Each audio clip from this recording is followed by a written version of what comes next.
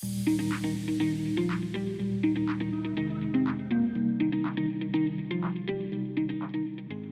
everyone, and welcome back to the Leadership Project. I'm greatly honored today to be joined by Daphna Horowitz. Daphna is affectionately known as the CEO coach, and she is a master certified coach with the International Coaching Federation, the author of 2 books, Courage to Lead, and one about weekly habit building for leaders as well, which is also really impactful. And she's a keynote speaker, well sought after expert in the field of leadership. And today we've decided to unpack a very specific topic, which is something that Daphna calls the leadership gap and the frustrations of leadership. We all desire to be leaders, otherwise, you probably wouldn't be listening to this show. But sometimes we find that it is a grind. It can be frustrating, it can be difficult. And I'm really looking forward to today's conversation. However, before we get into that, Daphna, I'd love it if you would say hello to the audience, but give us a little bit of your background and what inspired you to be a coach in the first place. Oh, good. Thank you. Thanks, Mick. First of all, I want to say thank you for having me on your show. I'm very excited to be here today. And I think my story is an interesting one because I started off in a completely different field. So, yes, I am the CEO coach. I have a global coaching company with a team of coaches, and we coach across the board, CEOs to, management level and above. And what made me become a coach is really also the area that I'm specializing in as a coach. And that is that I started my career as an actuary. So that is very mathematical and statistical. And I always make the joke that when I qualified as an actuary and worked as an actuary, people would say to me, "What is an actuary?" And I'd have to explain it, And then when I started coaching, people also, it was very 16 years ago, still early, for coaching and leadership development. And they would say to me, "So what's a coach?" The idea was that, it's some kind of sports coach or something like that. So that's just interesting. What made me change was that I realized that there is this leadership gap in organizations. And when I was working in the corporate world as an actuary, I felt that there was such a focus on performance and results and get the most out of your people and squeeze the most out of your people without really paying attention to who are your people and how do we develop people? How do we develop ourselves as leaders so that we offer more than just this workplace performance-based environment? I think things have changed a lot since those days, and we have really made a lot of progress. But my passion was around bringing humanness to the workplace and making that transition from expert to leader. So, yeah, I don't know if you want to pause there, but I'd love to talk a little bit more about that as well. Yeah, I love listening to you talk there, Daphna. And when you said that very famous words, get the most out of your people, I do Get the most. Squeeze. wringing people out and saying, "Oh, we've got to squeeze every last juice out of them," as opposed to creating the environment where they can do their very best work, which is Right, a exactly. really key part of leadership, probably not the only thing. So really interesting. I do want to unpack 2 things that you said, but I'll go one at a time. So humanness. When you say humanness, what does that mean to you? Yeah, for me, it's recognizing that your employees and your business is actually made out of people. People are the key element of what takes a business to success. So even if you are selling a product or you are selling something very tangible, without that whole system that is built on people, you're not going to get very far. And recognizing that people are much more than their skills, knowledge, and experience that makes them good at their job. You need to be investing in your people as human beings. What drives them? What's going to keep them engaged? What's going to make them want to do the best for your business? And having that understanding is really important for the success of the business and for leadership. Yeah, we do forget this sometimes, Daphna. We look at the results and we look at all of these things, but at the end of it, every business is a people business. Nothing happens Exactly. without people Exactly. in Exactly. these loops. Now you talk about people are more than their skills and what they bring to the table. Tell me more about what you mean by they're more than that. Yeah, so this is really, I think, something that I also talk about, which I mentioned, which is that expert to leader leap, if you want to call it that. And that is that when we're really good at, so we enter a workplace usually at a point in time when we've got some skills, we come in, we learn, we develop, we grow our experience, we grow our knowledge, and we become really good at what we do. If we've studied something at university, then we already come in with some direction of what our expertise is going to look like. And we get promoted by getting better and better at what we do, right? But at some point, you get promoted to a level of leadership that your level of expertise is now a given, and it's the basic foundational level of what's required from you in order to really lead the business or the unit or the team that you're leading. And there's one of the elements of the gap that I talk about as well, the leadership gap, which is that step from being acknowledged and recognized for your expertise and how good you are at what you do, to really needing to develop leadership skills, which is about leading yourself and leading people to get the business to success. You don't, and I do coach a lot of CEOs and C-suite executives where, they say to me, if they come from a coding background, they miss the coding because all of a sudden their workday is about managing so many different aspects of the business rather than actually doing the thing that they love to do in the first place, which was coding. Can they go back to coding? Or some of the actuaries that I work with as well, they love the problem solving, the building models, the risk modeling. But now as CEO, they are, or even chief actuary, staying in their level of expertise, they're now not doing that stuff. They oversee it. They need to rely on people to do it and get it right. And they've taken a step back. They're a step removed from that expertise. So they need to get used to that. Okay, what are the competencies now and the capabilities I need in order to be a leader, which is a completely new set of skills for them. And there's an element of also missing that, missing being involved in the nuts and bolts of what brought them to this place in the first place. Well, and in the end, sometimes we can end up with a situation where, let's use your software coder as the example. Your company loses your best coder because they're not on the tools anymore. Right, And end up with right. a leader who's a little bit lost and Not so good. not even sure that they want to be a leader at this point. So Exactly. this expert to leader transition is the other thing I wanted to unpack with you. Why do you think it is so challenging for many people? I think I don't have a percentage, but I'm going to say that there's going to be many people in the audience resonating with that, going, they're either doing that transition now and going, yeah, it is tough, or they remember when they made the transition. Why is it so tough? Why is it difficult, are you asking? Yeah. Yeah, I actually think because when you are brought up in an environment to be an expert, to really be good at something that you do, whatever it is, coding, legal stuff, engineering, whatever it might be, that is the focus.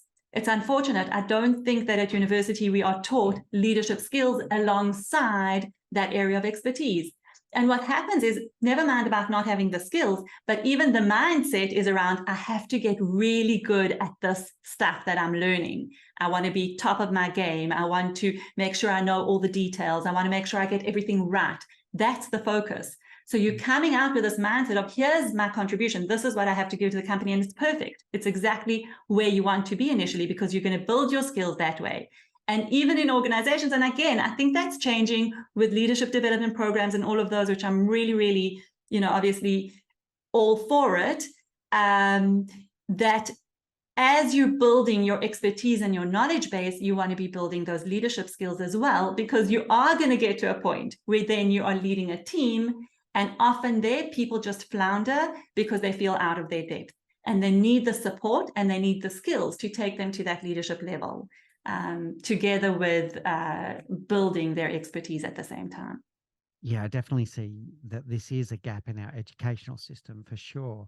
And many leaders, or I'm going to say most leaders, end up in their first leadership role before anyone's even mentioned the word leadership to them in terms of leadership Right, skill or right, leadership training. quite often formal leadership training doesn't come until they might even be a senior manager. And Right. by that time, they've developed some potentially some pretty horrible habits. Right. What do? They either do what they've seen from their own managers, or they really focus on management, which is approaching it like any other project you've approached in the past, like let's just focus on the task at hand, make sure we set deadlines. And I want to say, actually, as a caveat, everything that we're talking about on the management of tasks and performance and all of that, really important stuff. It's not an either or situation here, but it's definitely a both and. It's not just focusing on knowledge, expertise, managing tasks, managing people, delivering on deadlines. Those are important. But the holistic picture is, okay, how do I show up as a leader? How do I lead people? How do I make sure that people bring their best rather than having the mindset of getting the most out of them? And that for me is important to just point out that it's not just the skills, it's also the mindset. How do you look at it? And that needs to change a little. There needs to be a shift there. So this leadership gap that you talk about, it does exist, and we have it in companies. And you were hinting towards there that one of the first ports of call that the new leader can do is to start mimicking the behavior of the leaders before them. But if they stopped and reflected for a moment, they'd make a realization they didn't like those behaviors themselves. Exactly. We fall naturally into those, if we want to talk about habits of what we've seen other people do. And sometimes if we don't have another model, or if we haven't looked at it or learned about it a little bit more deeply, we'll just follow those steps, that footpath that was laid out for us, even if it's not particularly good or empowering or something that we enjoy, but we fall into that pattern and develop habits of leadership that are not very effective or empowering for our people. So I want to ask you a macro question and then a micro question here, and I'll ask them both at once and then you go for it however you want to answer it. The macro question is, how can we, as I'm going to say collectively society, address that pattern? Because it's just a repeated pattern. And the micro question, if there's a leader out there that's, maybe just about got their first leadership role, or they're 1 month into their first leadership role, whatever the case may be, and they want to break the mold, how does the individual act? So society, how do we break it? And how does the individual act? Yeah. Well, such a big question, the macro level, because I'm going to be the first one to say that I don't see many leadership models or models of leaders that, if we look certainly, and we're not going to go into politics, but if we look at the political landscape, we often feel quite disappointed by the leadership that we see there. So I think that's a really, really tough one to answer. So I'm going to go to the macro because I think it starts with us. It starts with every individual who wants to make a change and really do better. So when you have an experience of a manager that just was not a good manager, to sit back and look at it and think about it and say, well, how do I want to be as a leader? Go and look for those role models, even if you don't know them, but read a little bit, whatever strikes your fancy. If it's reading biographies or autobiographies, or reading leadership books, or reading books about personal development, read outside of your area of expertise. And I find that this is often a challenge for people who are really good at what they do. They love what they do, and they're real subject matter experts. They don't tend to read outside of their area and look for other things, particularly around leadership. They kind of think that will fall into place. So I would say do it in the way that appeals to you. Sometimes a biography of a leader might be very interesting to read, and then read critically. What are the things that I can really learn from this, both on the good side, good things I want to implement, and bad side, oh, that's not going to work for me. Together with being cognizant of the culture and your own values and how you want to show up as a leader. I think those are I think it's individual responsibility. It starts with ourselves and looking about it, thinking about it, learning about it, so that you can change your own patterns, the patterns of what you see, and really build a plan around what kind of leader do I want to be. So what I'm hearing here is an intentional act to stop and reflect and think about leaders that you've had in the past, the good, the bad, the ugly. I'll say it how it is. To think about what were the good leaders, what was it that they did that inspired you, and how might you put that into your own model of leadership. And what were the leaders that maybe made you feel like less than worthy and put you in your Right. place, or whatever the case may be, and maybe take stock of, do you Yeah. really want to do that to another human being? And you get your almost your model of what you want to be and what you don't want to be as a leader. How does that sit with you? Yeah, I think that's spot on. And I think I do want to highlight that sometimes out of just lack of maybe effort or maybe lack of time or stress, we don't spend time thinking about it. So we just fall into patterns and then we say, well, we had to endure this hardship with our boss, so let my direct reports deal with it. I had to do it, let them deal with it. I did it. I did it, they can do it too. And that's a tough pattern to fall into.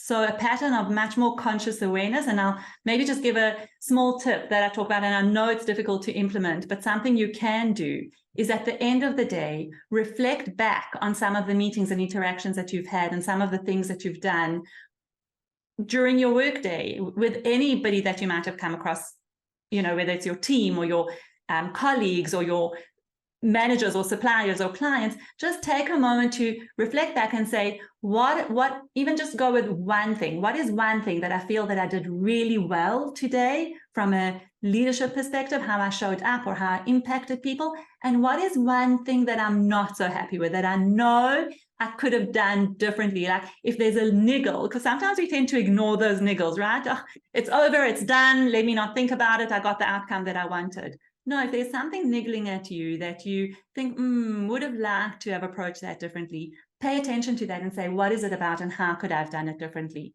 And that kind of reflection will give you a fortune of learning if you just do this every day, and it doesn't take long. And write it down, so important. One lesson a day is 365 lessons at the end of the year. Well, exactly. You're just going to get fine-tuned and better all the time. And lifelong leaders are lifelong learners.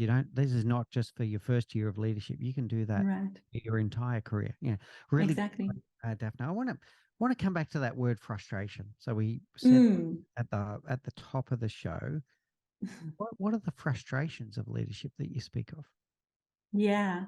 So I think one that I really do see is that often a leader will sit with a vision or an idea or a project that they want to implement. They see into the future and they know where they want to go and where they want to take their business or their business unit. And for them, that's very clear. And their way of thinking, because they've done all the thinking and they've got their inspiration, whatever, and they're not that good at communicating it to their next level, to their team, or even they're not that good at taking their team through the process. So they will be 100 steps ahead in terms of all the thinking work and ideation work that they've done. And they kind of expect their team to be right on board from the get-go, understand what they want, build a plan and start implementing. And there's this gap that happens there between where the leader is in their thinking and where their team is. And what really needs to happen there is that the leader understands they need to take their team through the process. So there's a thinking process, there's a communication process, there's allowing time for questions to come. So I see that a little bit of a frustration because, sometimes a CEO that I work with comes up with a great idea of where they want to take their business, in which direction. And they talk to their team and their team starts asking questions, but will it work? And what about this? And what about that risk? And I know someone who tried something similar and it didn't work. And this is a huge cause of frustration for the CEO because they already know I'm there, I've done the thinking, I've done and their team is still just starting to percolate on this idea and how it needs to happen. And here the leader does need to step back and allow that time and process to happen. Allow the questions to come up, allow the negativity to come up. Because I also say, as frustrating as negativity is for a visionary, positive leader, it actually can also highlight some pitfalls that you might not have thought of.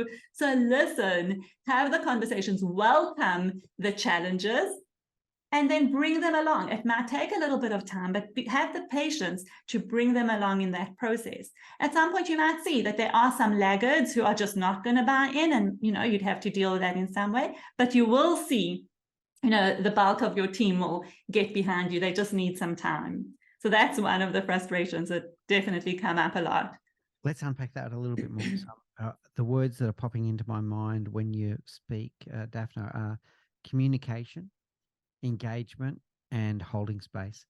So the communication, am I able to articulate with deep clarity my vision in a way that Right. others will understand? Engagement, I love what you're saying, because there's a good chance that this person has been thinking this through Yeah. when they're in the shower, when they're on the bus, Yeah. whatever it For is. months, months. And then they start expressing it to people. How are you not getting this? It's so obvious. Yeah, exactly. Yeah, okay. You've been thinking about it for months. This is the first I've heard of it. Come on. Let people catch up.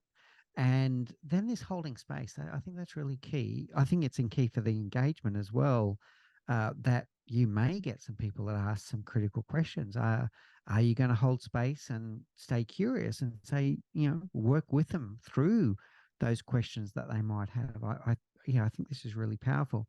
So how does one get started with something like that, Daphna? So if this is their frustration that people aren't able to follow their vision and they critically question the vision, et cetera, how does someone start on breaking that pattern? Yeah, I think that I love how you separated it out into those three buckets, because I think those are critical. So coming in with an awareness of when you're presenting a new idea, a new direction, a vision, a project, understand that you're going to have those three steps at the outset. So communicate and talk about it and create a forum. I often say that, ask for when you're presenting something, I say, ask for where it's going to go wrong. Say to them, what am I missing? What are the risks? What are you concerned about? And often the CEO will get frustrated with that because they'll feel like it's bringing down their level of energy and excitement and enthusiasm for the thing, but it's good. It's part of the process. It's part of also critical analysis. So the key tip there for the leader is to say, have patience. Actually come into this with patience and understanding that there is a gap that needs to be bridged and you just need to give it a bit of time. The CEOs or the leaders often feel like they're being held back by this process because they're ready to just jump in and implement. But it's actually a crucial time. It doesn't have to take long. It could be even a matter of maybe a week or two of a few conversations. But if you give that the time and the space to really critically analyze and have the conversations, you will have a team that is much more bought in than you running ahead, trying to get it done. So here's the downside. The other side, if you don't pay attention to that initial phase, you'll end up chasing people all the time for deliverables, like asking, chasing, because people are just not doing it. They often don't do it because they just don't get it and they don't understand exactly what you want. Or that's something you kind of jump in with both feet and then you'll end up in a crisis situation because all of a sudden bugs come up and problems come up and now you have to manage that. So yeah, that's a little bit of the scenario painted there. Have patience, take time to build it up front so that you can avoid some of the problems that come up later. Yeah, great, Daphna. The word patience is coming through loud and clear. I think the second part there is, I'm going to say, almost addressing what's going to hold you back. Because if you don't address those questions, it doesn't mean those questions don't exist. Right, exactly. You ignore them at your peril. So there'll be a silent, almost resistance to the change because people have got these questions in their head that never got answered. So you ignore those questions at your peril. And by asking the questions, then the positive impact that comes from that is the buy-in, because now people feel like their fingerprints are somehow on it, that they helped co-architect the future. How does that sit?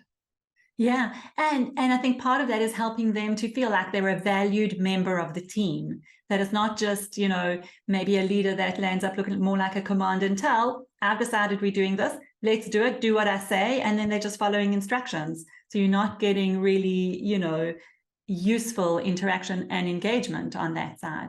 So I think it's a balance. And I think that, negativity is also something that needs to be managed as a leader. But I think you've got to allow space for it in a focused, directed way. What role do you think reframing could play in that at this point? All right. So you do get the negative question, like, oh, we just can't do this.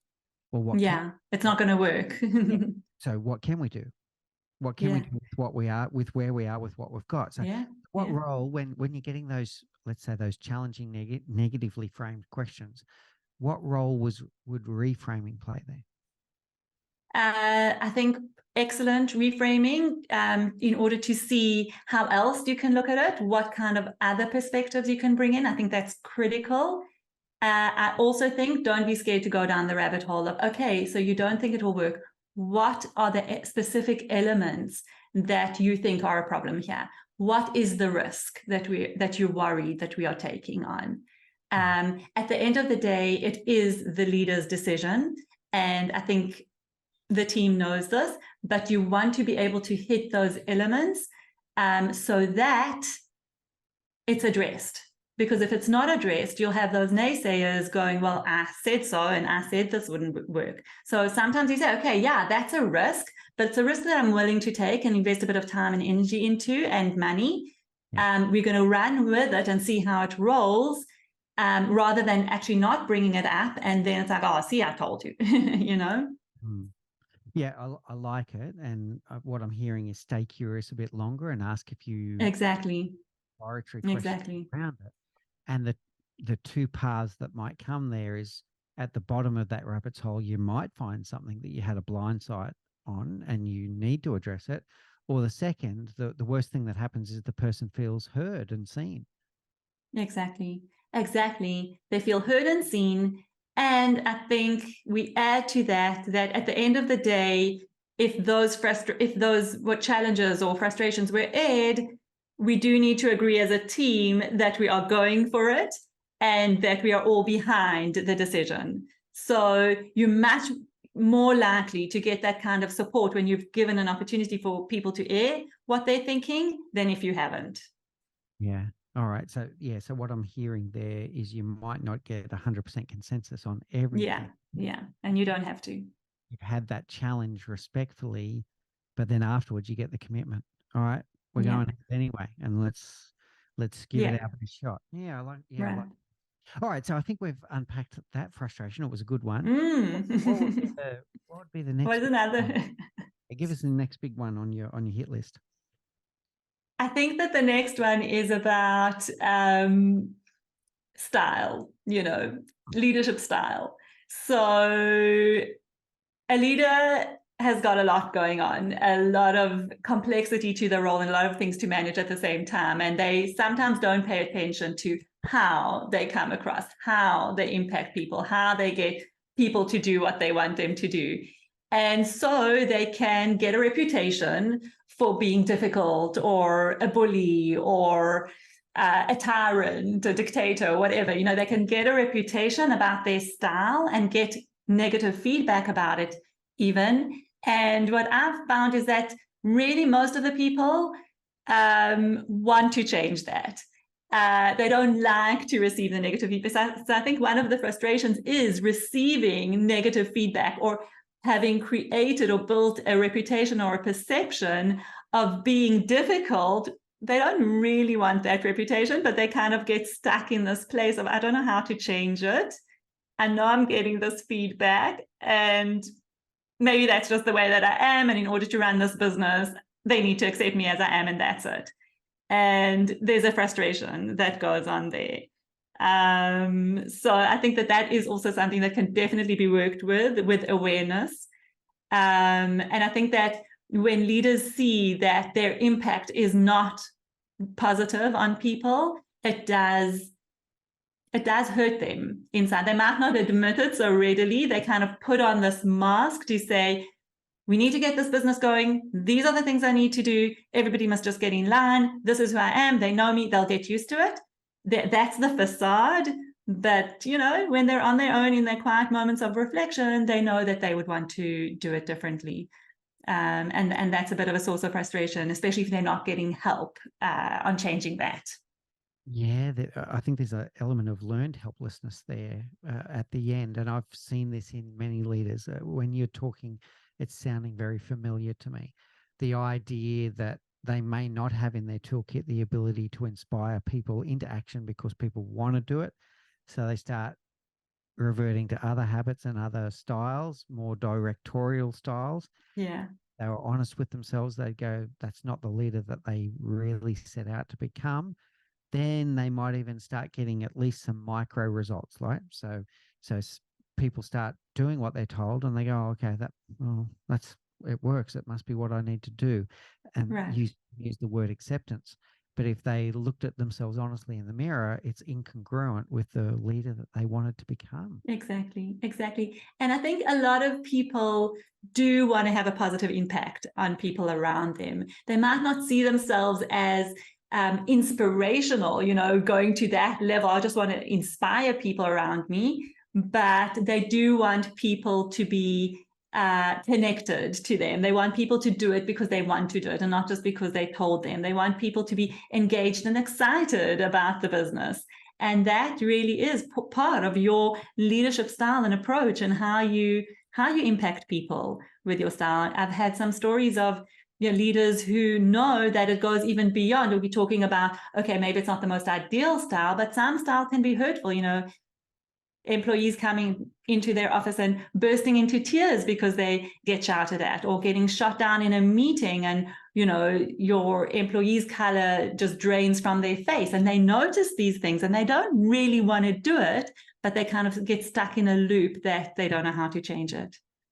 Yeah, I can definitely see this, and yeah, it would not be congruent with the person that they want to be, and they Exactly. almost can't stop themselves. Is what Yeah. the other one I've seen that's similar to this, Daphna. I'd love to get your thoughts on this. A leader that says, "Oh, how like they believe if you get them in the right moment, they'll believe in empowerment. Yes, I want to empower my people. That's one of my values. I want to empower my staff." And then they'll catch themselves saying something like, "But how can I empower them when my boss doesn't empower me?" Right? Yeah. So I'm a middle manager or a senior manager, and the executive haven't empowered me. So why should I empower my people? Exactly. That's that pattern that just gets, brought down from each layer of leadership, which is really unhealthy. And it's tough. It's tough for people sitting in the middle management role who want to be a different kind of leader to their own people, but are getting a completely different type of leadership from their own managers. And they're in the sandwich position, which is challenging. It's challenging. Right? So what's the call to action here? If I'm a leader listening to this show right now and I'm feeling a little guilty, I'm listening to Daphna and I'm going, oh, yeah, I think I did that yesterday. The thing that she said about the meeting, I think I just did that yesterday. How does someone stop and take account of that and then reset? Yeah, I think the key thing there is to first of all stop and take account of it. So that's going back a little bit to the reflection that I said. Have a look at what you're doing, and first of all own your part in that. So reflect on what you're doing. And, oh, I didn't really want to do it that way. And yes, this is how my manager is. Do I want to change the pattern? And changing the pattern requires both vulnerability and courage, because it's vulnerability to admit, okay, you know what? I didn't handle that. So in front of your own direct report, I didn't handle that the way that I wanted to. I really would have liked to have done it differently. This is what I'm going to be working on. I think there's something really powerful about talking to your team and your manager even. This is something that I'm working on. I want to change this. Help me change it, because when I get into this loop, let me know so that I can stop in the moment, or let's have or come to me afterwards. Of course, I want to say to give people critical feedback in a group setting is never a good idea. I would never do that. So always in private, one-on-one.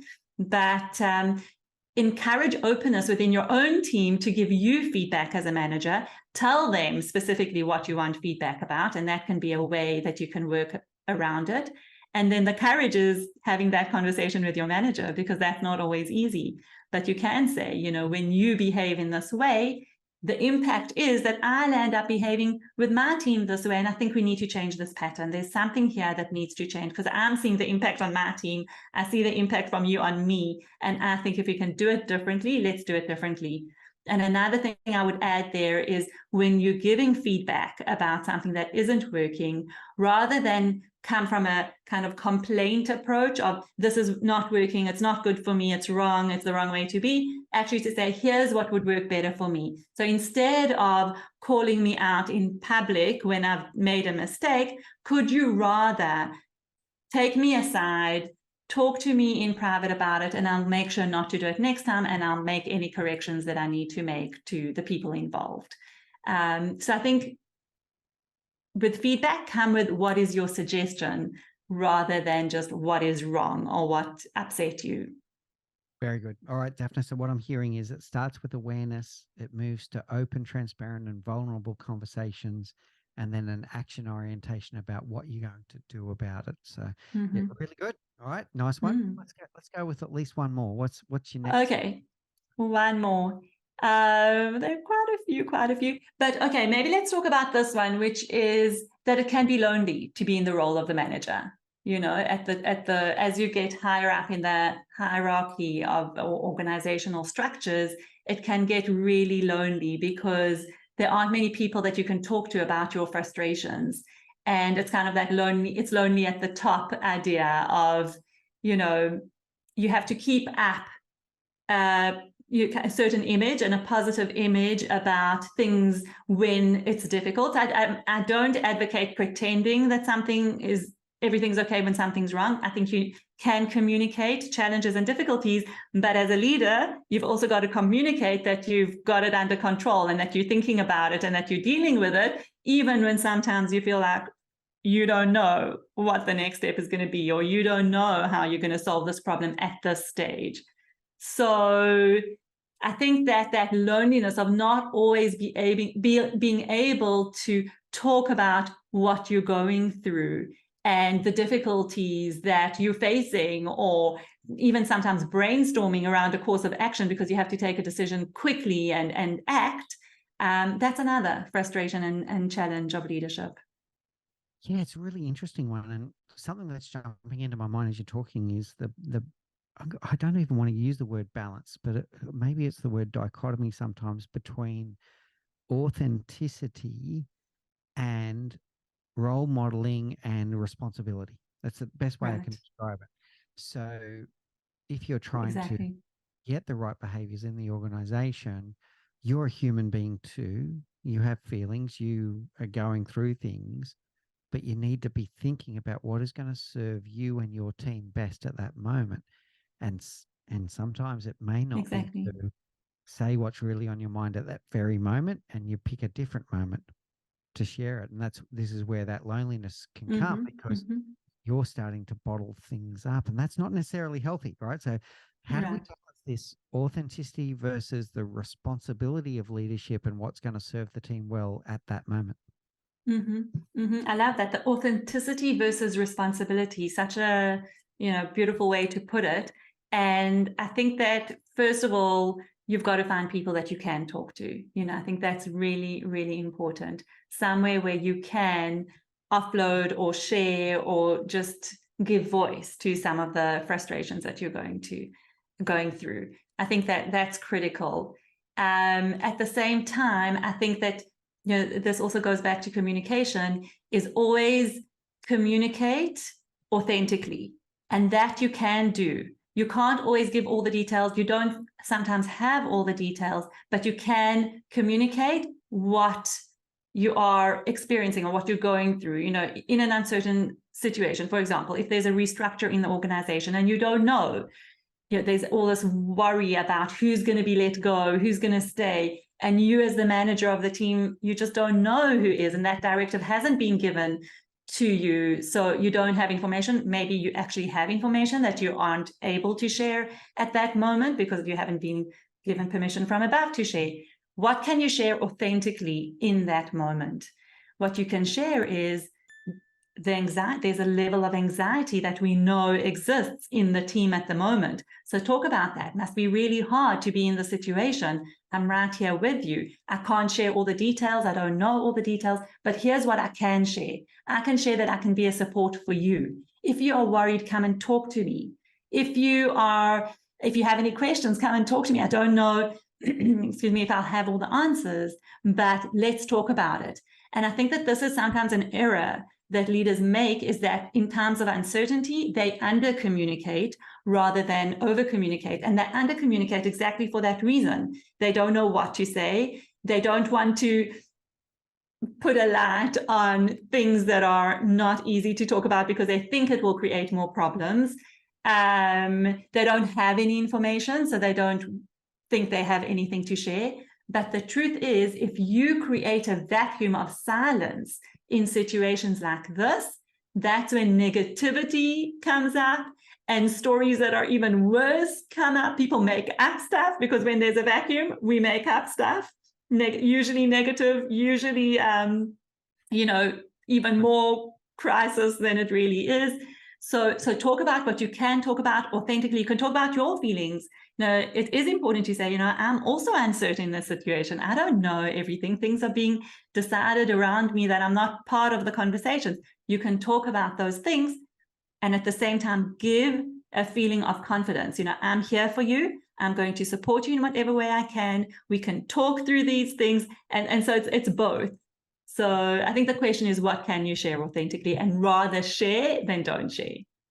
Yeah, I love it. And you're right. In a vacuum of information, people will fill the void, and they'll tend to, because of the fear of loss, they'll tend to catastrophize as probably Exactly. worse than what the reality is. That's the word I was looking for. Catastrophize. That's it. That's where it goes.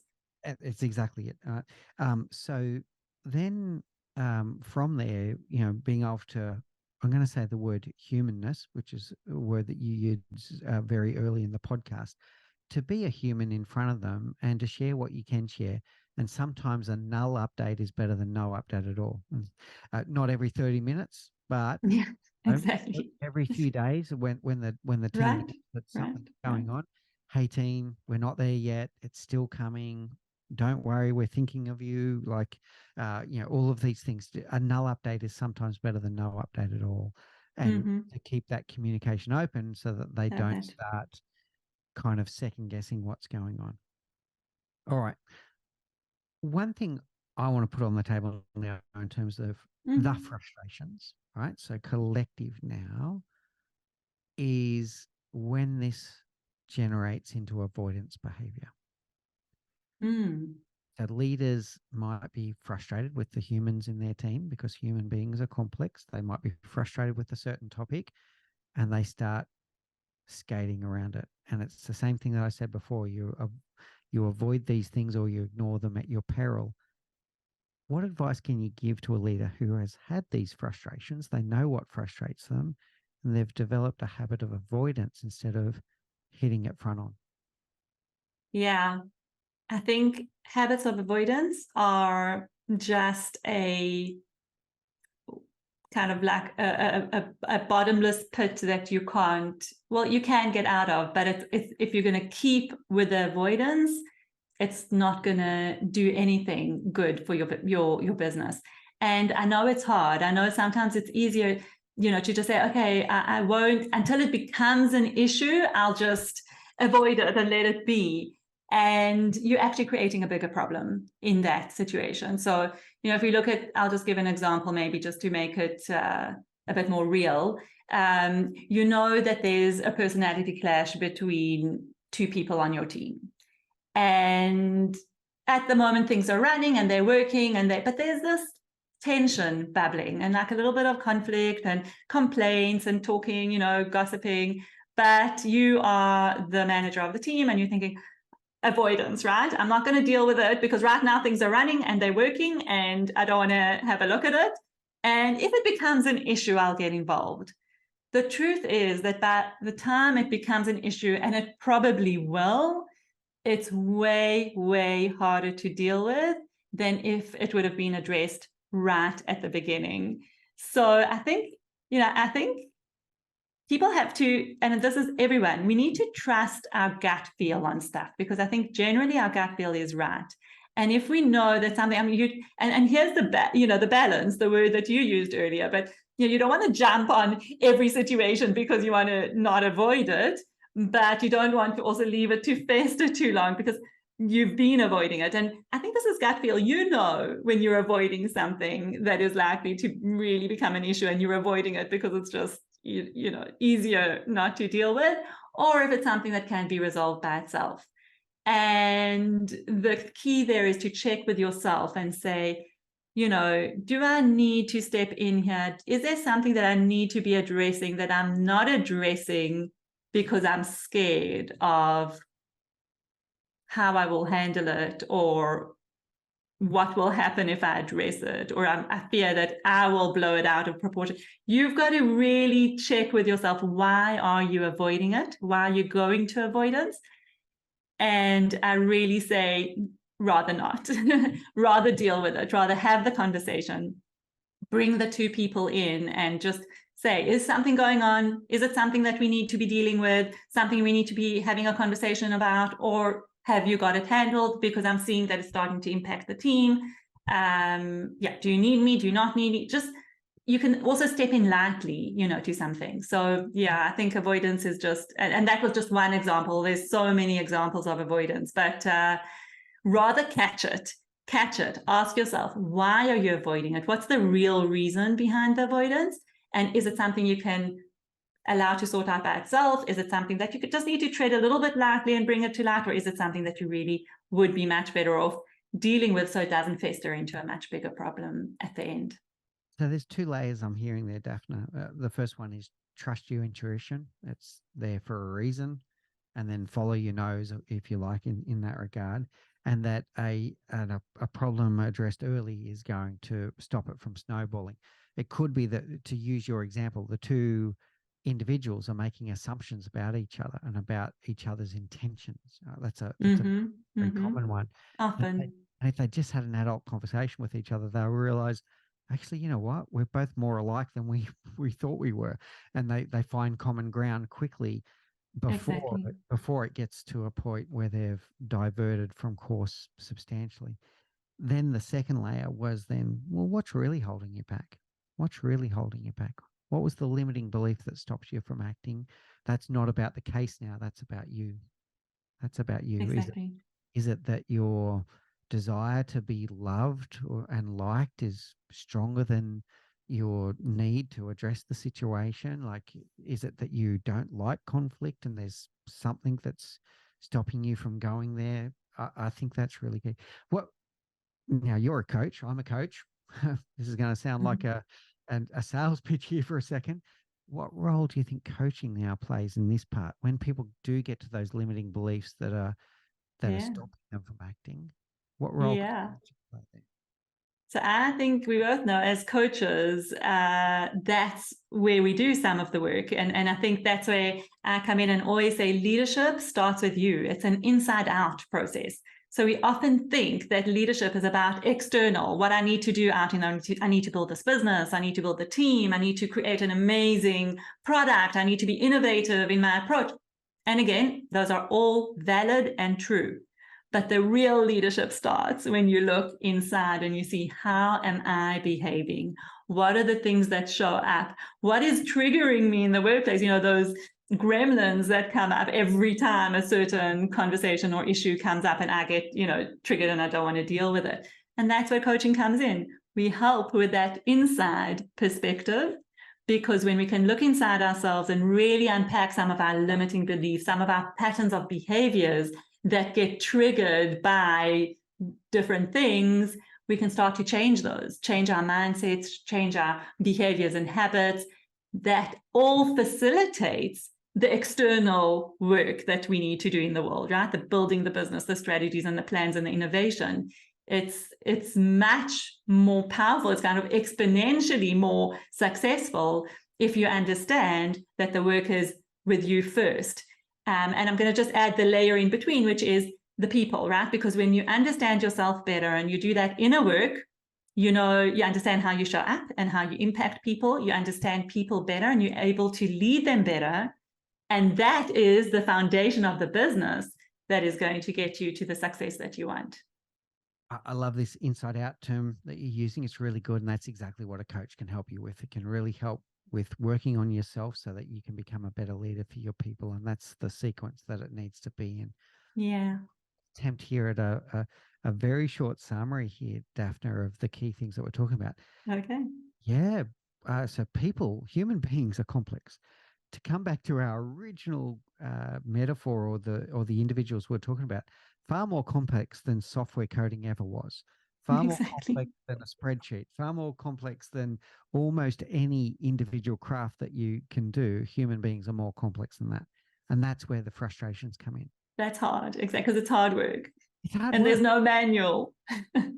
soft skills is one of the biggest misnomer in the world, right? It's Yeah, hard exactly. work and it is complex. And one of the most frustrating things is that what works today may not even work 2 weeks from now, right? So Exactly. it's, Exactly. and what works for one individual may not work for another individual. So human beings are complex. Therefore, leadership can be frustrating. But the big takeaway from our discussion today is action. So when you notice and name that you might be in a downward spiral, a negative spiral, like oh, I'm falling into the habits of the leaders before me that I didn't like, but I've gotten myself in a spiral. So the notice and name, the awareness, and then the action on what am I going to do to turn that into a virtuous Exactly. spiral? How am I Right. going to get better every day and not avoid it, but actually do something about it? So yes, human beings are complex. Leadership can be frustrating, but the best thing you can do is act. How does that sit with you? Lovely, lovely. And I love that you tied in the awareness to the action, because action without awareness is you just don't know what you're hitting at. So you've got to take that time to just create awareness so that you can take the action that will be exactly right for what you want to solve for. Wonderful. All right. So I'm going to take us now to our rapid round. These are the same Mm. questions that we ask all of our guests, Daphna. So, first one, what's the one thing you know now that you wish you knew when you were 20? That is such a good question. What is the one thing I know now that I wish I knew when I was 20? Maybe I would say, yeah, two things are coming up.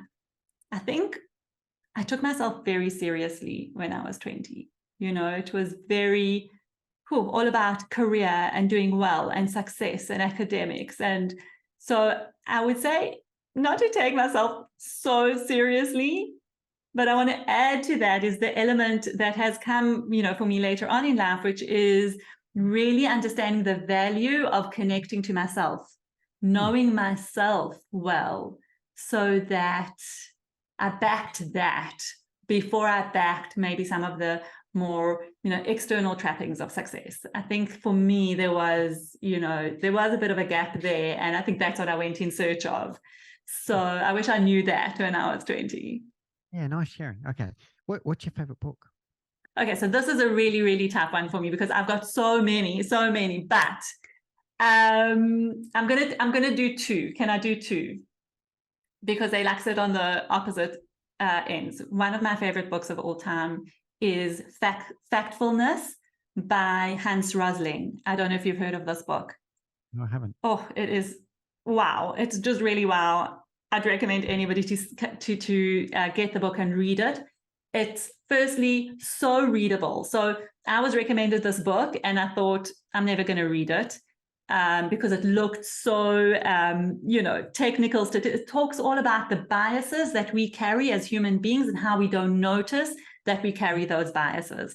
So yeah, even me describing it like this sounds so dry and how could it possibly, but it was unputdownable because Hans Rosling, who has since passed away, writes about his experiences. He's a doctor and an epidemiologist, and he worked through the Ebola virus and whatever. Fascinating stories of how the different types of biases that we hold and how we don't notice it, and bringing in his story. So it really is a fascinating read and also incredibly educational in terms of that, you know, how we tend to see the world based on the narrative that we have, and we don't really make an effort to look outside of that, to look outside of that perspective. And I think as coaches, we really try and do that for our clients, and and that's really an important part of being human. So just amazing book. The second book that I want to talk about is Untethered Soul by Michael Singer. And that takes you to the other extreme. So this is talk about statistical stuff and biases, and he shows you all sorts of different things. This is really about your soul. This is really about connecting to who we are on the inside and how that drives everything that we do and how we show up and how we can impact our world. And really, I'm going to add to that. Sorry. Eckhart Tolle, A New Earth. Also, just about just so beautifully and poetically written about how our experience shapes our reality and how we can impact that and influence that on a soul level. And I think for me, those are the two elements of life that we really want to embrace. All right. What's your favorite quote? Okay, my favorite quote is this. Don't ask what the world needs. Ask what makes you come alive, and then go and do it. Because what the world needs is people who have come alive. And I think this is so relevant. This is by Howard Thurman. So relevant to our life at the moment is, and again, it's coming back to ourselves, right? The inside out. See how you can contribute to the world from who you are on the inside. What is it that makes you come alive? Because if you focus on that and do that, you'll create amazing things in the world. So, yeah. Love it. All right. And finally, Daphna, how do people find you if they'd like to know more? If they want to read your books, if they want your services, how do awesome. Thanks, Mick. So definitely social media, LinkedIn, active Facebook and Instagram are my 3 platforms, YouTube, also my website, daphnahorowitz.com. Also on my website, you can get a free sample of both of my books. So, you know, there's a place that you go into resources and you can just put in your details and we'll send you the first 4 chapters of each of the books. If you're interested in just reading them and testing them out before, you know, before you want to know if you want to buy them or not. And there's lots of resources on my website as well. So yeah, you can find me everywhere. Wonderful, Daphna. Everywhere where you can find people these days. And I just want to finish with one statement to you. And for those listening in the audience, you may not be aware where you're located in the world right now, which is in a lot of strife. It's, you know, people on my side of the world, you know, living in Melbourne where it's as peaceful as it can possibly get. We can't begin to imagine what you're going through. And Thank you. thoughts are with you and hope for a peaceful resolution in the soonest possible time frame. So we do think of you. We don't know how to help most of the time. Don't know how to help.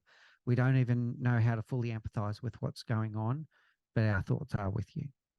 Thank you, Mick. And thank you for mentioning that. And I just want to say that that means a lot. Just that care and empathy is really such an important part of human connection. So thank you. All right. Well, thank you, Daphna, for sharing your thoughts and wisdom with us today about what is a leadership gap in the world, the frustrations of leadership, and what we can do about it. Thank you so much for your time today. Thank you, Mick.